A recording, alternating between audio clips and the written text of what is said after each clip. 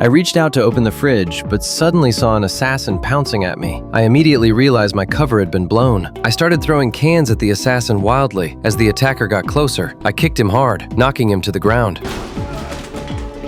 Then, I casually grabbed a pack of diapers. In front of everyone's shocked gaze, I walked briskly to the counter to pay. As a former top assassin, I knew this was far from over. A few minutes later, I successfully drifted back home. Hurrying up the stairs, I took out a long hidden bag filled with weapons and expired passports to keep my wife and children safe. I immediately called my trusted partner Tom to prepare international passports for the sake of the family. Meanwhile, I arrived at my daughter's school, planning to pick her up right away. But when I entered the classroom, she was nowhere to be found. Fortunately, based on my knowledge of my daughter, I had a good guess where she might be. Soon, I found my daughter and took her away before the assassin could catch up. I still had to find my son and wife. Fortunately, my son was at a friend's house, playing video games. After receiving a message from his friend, he was scared of me scolding him, so he ran out to check on his son's safety. I quickly gathered the two kids to go find my wife, Lisa, but on the way, I noticed a car following us. To confirm if it was an assassin, I deliberately drove the car into a tunnel as a test. Fortunately, the car didn't follow. I breathed a sigh of relief and successfully reunited with my wife, telling the kids that we were going on a trip. I didn't explain much to my wife, just urging her to hurry and get in the car, but it was too late. The assassin had already anticipated my actions and set up an ambush to trap us all. Just then, a bus happened to pass by. I disappeared into its shadow when the assassin reached the garage. I immediately started the car and drove along a different route, but they didn't go far, as the assassin caught up from behind,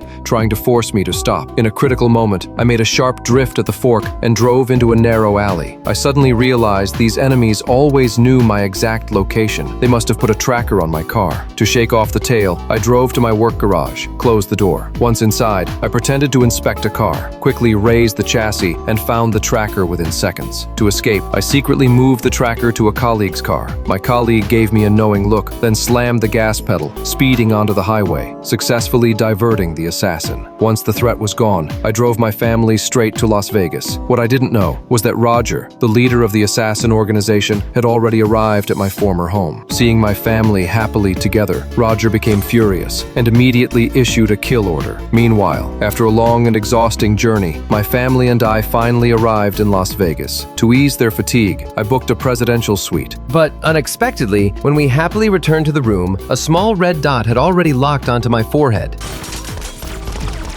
I quickly hid behind the bar, but the assassin's bullets kept coming at me.